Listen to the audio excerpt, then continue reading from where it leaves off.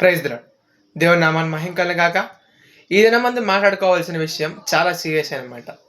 ఒక విధంగా క్రైస్తవులందరికీ కూడా కోపం రావచ్చు. రెండవ విధంగా బాధపడాల్సిన విషయం, ఎందుకంటే వాళ్ళు నిజాన్ని తెలుసుకోలేకపోతున్నారని.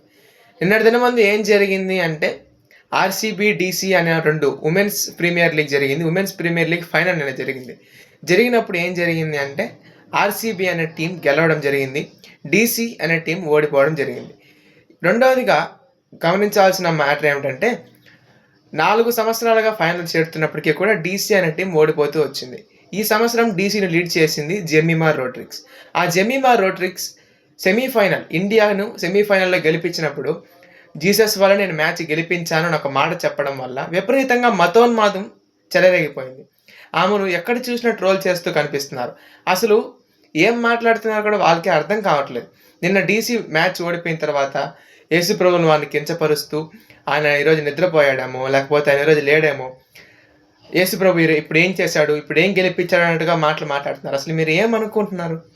మతోన్మాదాన్ని అణిచేవాల్సిన రాజకీయ నాయకులే ప్రోత్సహిస్తున్నప్పుడు ఇంక మనం ఏం చేయగలం?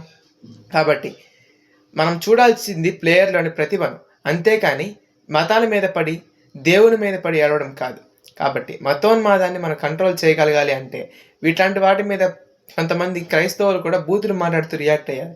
కానీ ఇలాంటివి కాదు మనం చేయాల్సింది. పౌరుషం కలిగిన సేవకులు అంటే ఎలాగైతే పౌలు భక్తుడు చేశాడో, తన తోటి మతస్థులైన యూదా మతస్థులు హింసిస్తున్నప్పటికీ కూడా సహించాడో అలా ఉండగలుగుదాం. ప్రతి ఒక్కరు కూడా పరమత సహనాన్ని పాటిద్దాం. ఈ వాక్యం దేవుడు దీవించి ఆశీర్వదించుగాక. ఆమేన్.